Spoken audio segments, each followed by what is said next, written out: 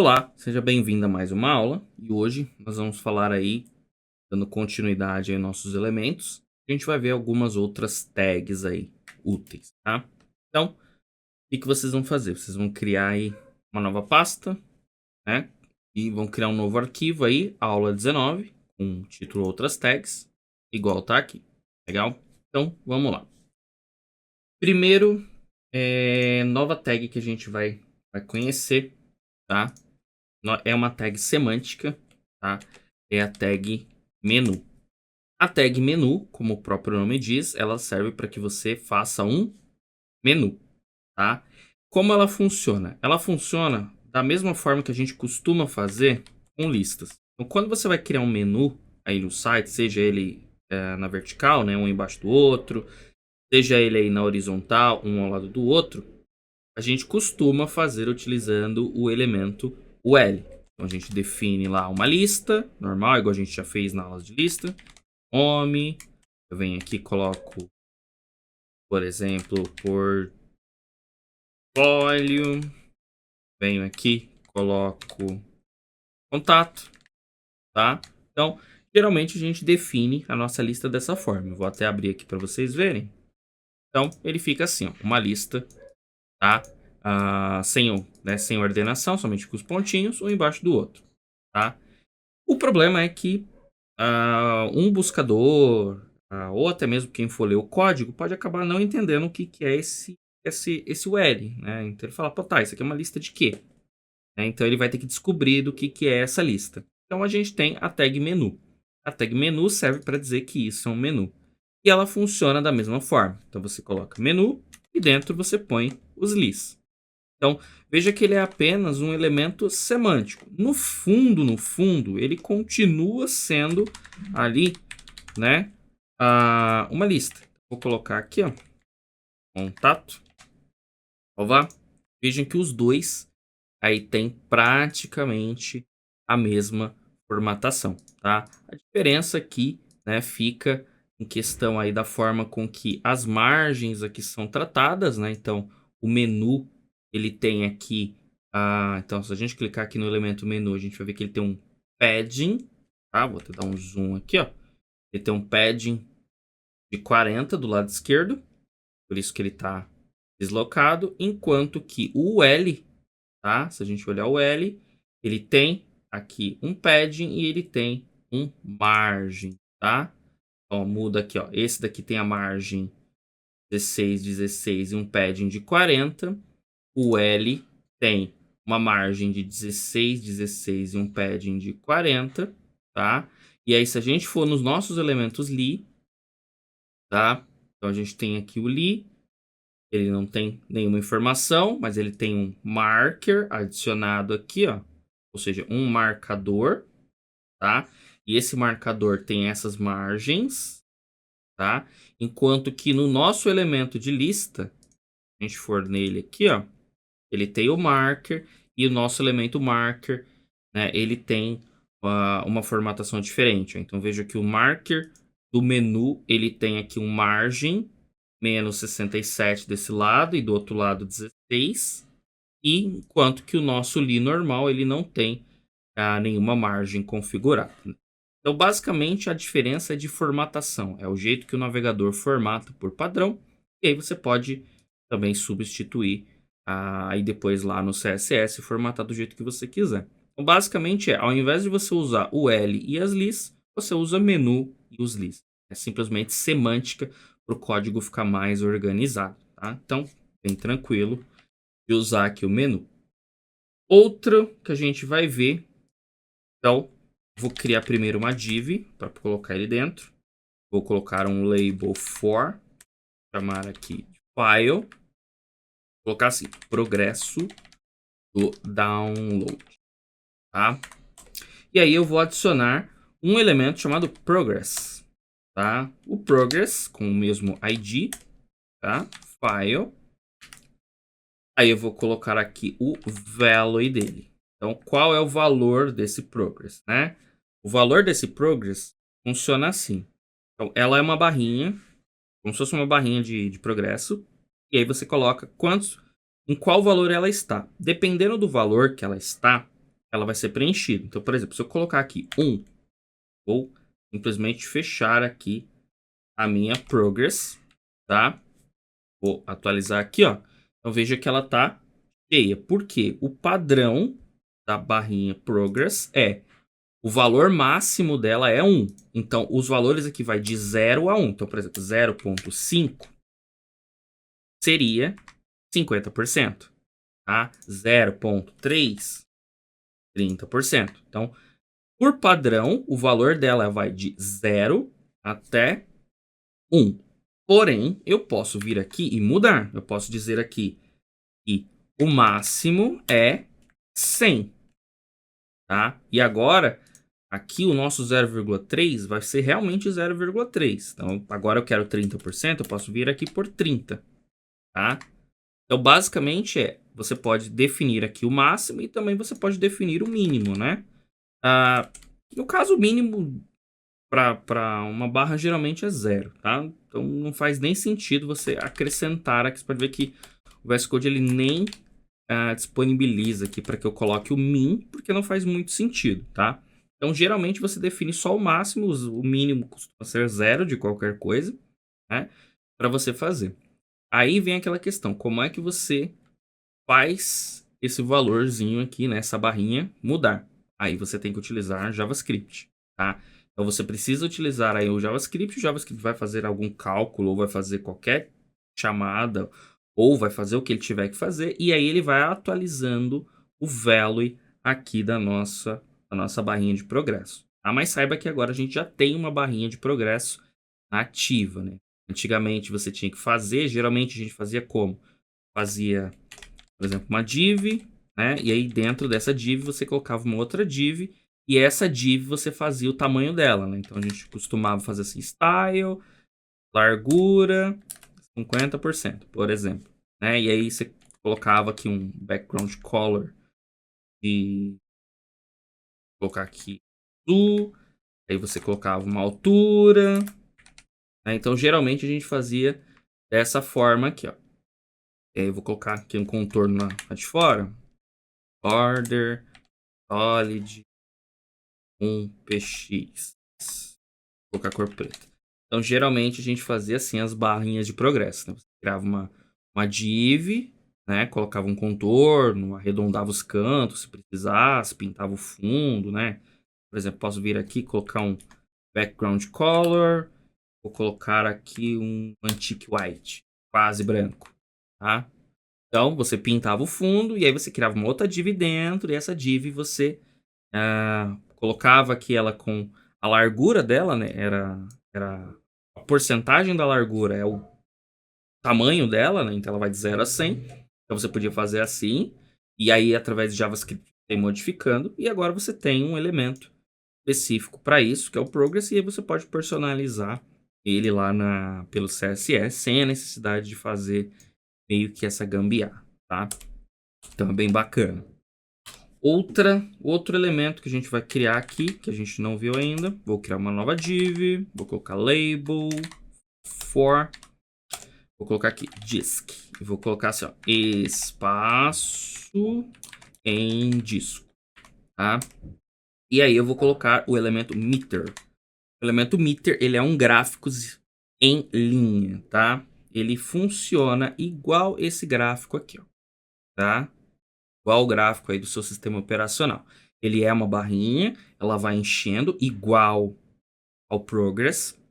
Porém, você consegue dizer, você consegue dar uma medida para ela, falar assim, olha, a partir dessa medida, você considera ela como alta. E aí ele vai pinta de uma cor diferente. Então, quando ela chega num valor, ele pinta ali com uma cor diferente, tá? Então, ele não é para você fazer barra de progresso. Então, eu vou colocar aqui ID disk. Vou colocar aqui o valor mínimo dele. Então, ele vai ser no mínimo de 0 de espaço, no máximo 100 de espaço e atualmente ele está com o value dele em 50%. Tá? E aí ele vai colocar aqui para mim a minha barrinha, bonitinha, tá? Porém, aí eu posso vir aqui e definir outras coisas. Então, por exemplo, eu vou colocar aqui que o valor agora está em 95. Veja que ele vai encher a barrinha. E aí eu coloco aqui uma propriedade chamada high. Ou seja, eu estou dizendo assim que a partir desse valor, então desse número para frente, eu posso, essa barrinha ela vai ser considerada esse valor como um valor alto. Então, por exemplo, eu vou colocar aqui 90%. Então, a partir do número 90, você considera que esse valor é muito alto. Então, poderia ser temperatura, poderia ser tamanho, pode ser qualquer coisa.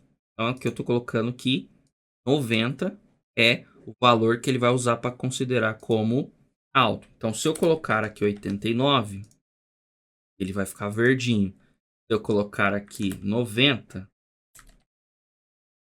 ele já vai ficar verdinho ainda. 91, ele já passa a ser considerado como alto, tá?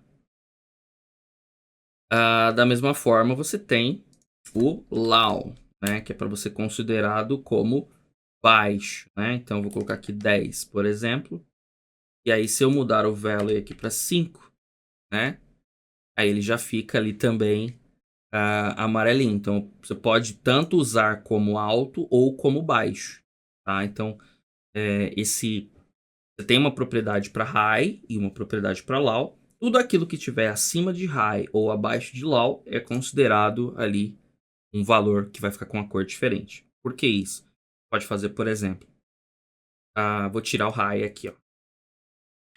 Agora eu tenho a porcentagem do estoque, certo? Então o estoque abaixo aí de 10 é considerado vazio. Então ele vai ficar, baixou aqui, ele vai ficar considerado vazio.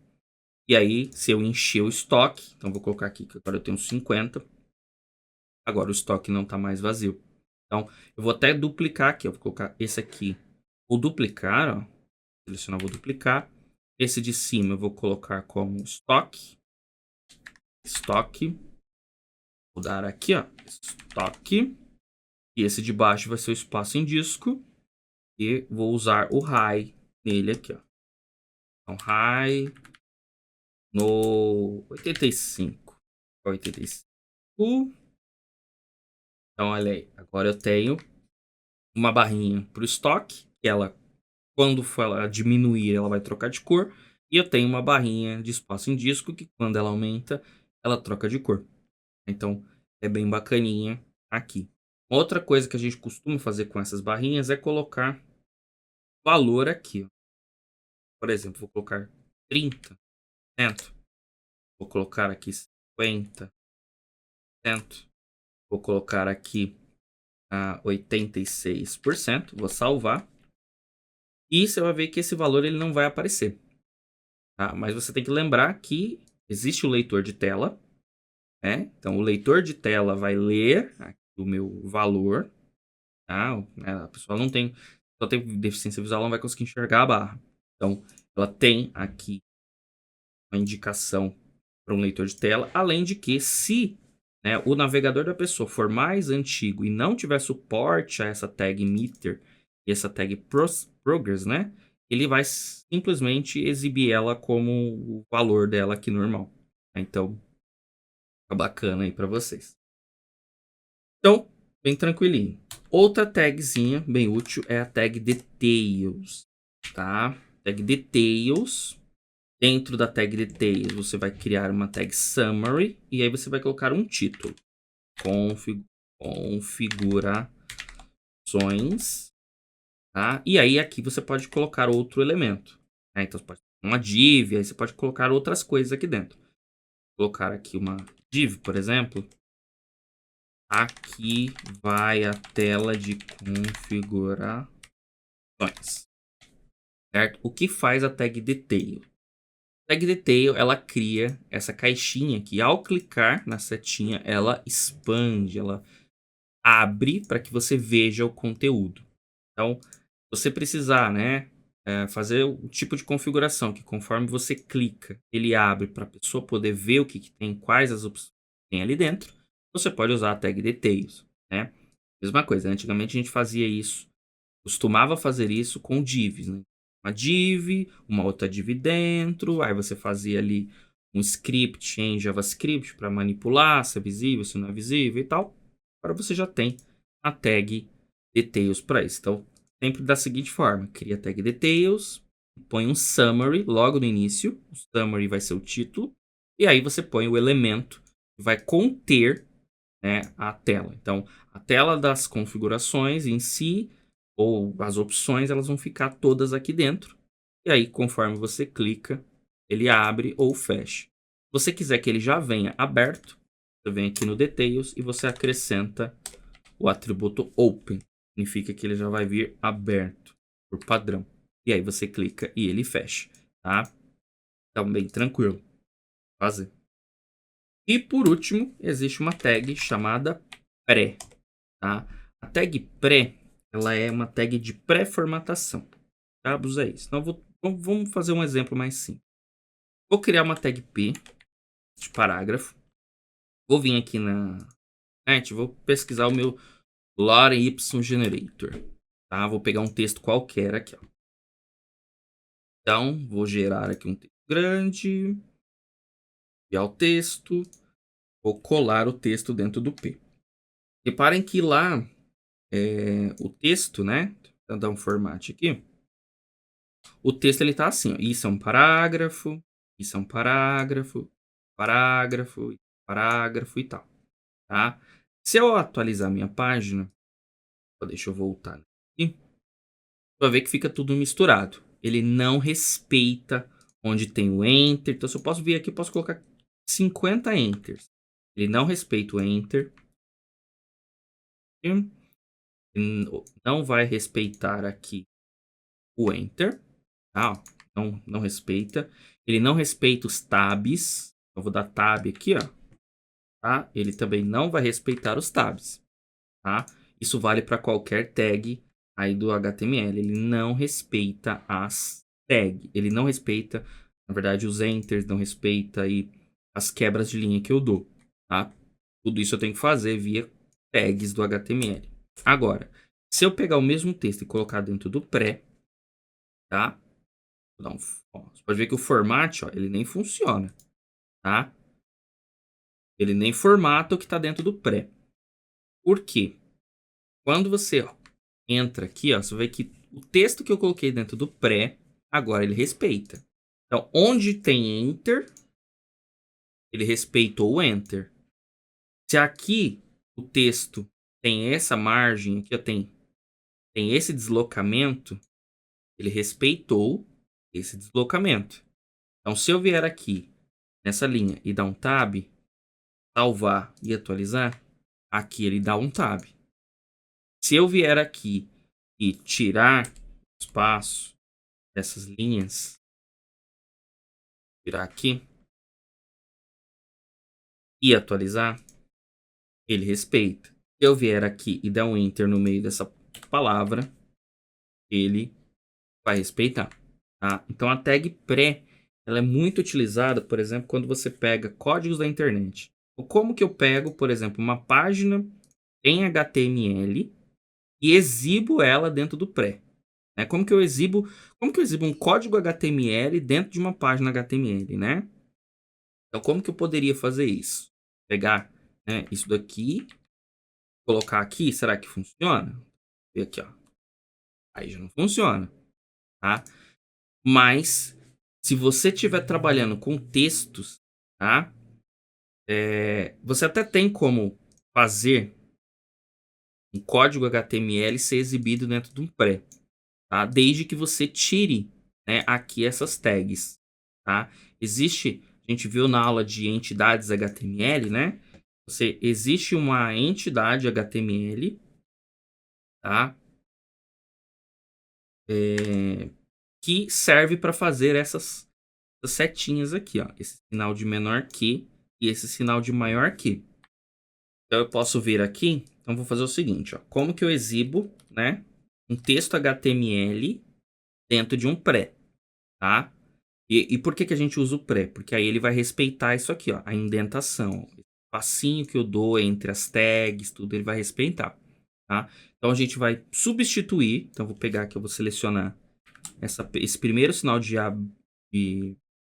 menor que, Vou selecionar aqui apertando Ctrl D, ó, até aqui. Então, selecionei todos os menor que do código e vou trocar eles pelas entidades. LT, ponto e vírgula, tá? E agora eu vou fazer a mesma coisa com o sinalzinho de maior. Selecionar, seleciona, seleciona, seleciona, seleciona, seleciona. E vou trocar pela entidade GT, é o greater, tá? Com isso, tá? Quando eu exibir na tela,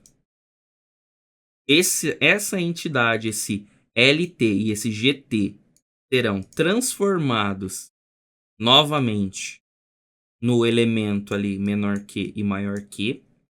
E aí eu consigo exibir o meu conteúdo, né? Está em HTML na página, seguindo e respeitando as formatações, as indentações que eu coloquei, tá? Então é bem tranquilo de trabalhar com isso daqui. Existem, claro, alguns plugins que você pode instalar aí no seu site usando JavaScript, que eles fazem isso daqui para você. Então você joga o texto lá, ele coloca, inclusive alguns aplicam cores, então é muito comum, né, de você pegar ali um plugin que ele faça essa formatação para você e já aplique, né, as cores dali da linguagem. Então, se é um texto em HTML, né, ele vai lá e aplica, né, texto em HTML formatado. Tá? Então, ele dá a impressão de que é um HTML. Né? Então, por exemplo, vou pegar aqui no W3 Schools, né, site de referência para que vocês possam estudar. Então, por exemplo, isso daqui dá a impressão de que que eu estou dentro do meu VS Code. Mas, na verdade, o que tem aqui é essa janelinha, né, esse quadradinho aqui. Né, então, essa parte branquinha, né, ela tem vários elementos spans, tá vendo? Aqui são coloridos. Aí, né, são coloridos através de script. Então, basicamente, isso daqui é um script, né? É um script JavaScript. É uma lib JavaScript. E ela lê o conteúdo que tem dentro e aí ela vem fazendo a formatação. Ela vem marcando ali o que é tag, o que não é e etc. Então, mesma coisa aqui no CSS, tá? Isso daqui dá a impressão... A gente só vê, né, o texto pintadinho aqui. Mas, na verdade, se você olhar, você vai ver que tem vários pedacinhos. É separado ali, ó. Tem os pedacinhos, ó. Tem um espaço em branco. Tá vendo, ó? Olha como que é feito essa formatação colorida. Então, isso daqui são libs que você pode baixar e instalar no seu site que fazem esse funcionamento para você, tá? Que ela dá essa possibilidade de você ter essas cores e tudo mais. Mas, se você não quiser utilizar nenhuma lib para fazer isso, você pode fazer assim, dessa forma, que vai funcionar 100%. Legal? Então, até a próxima aula.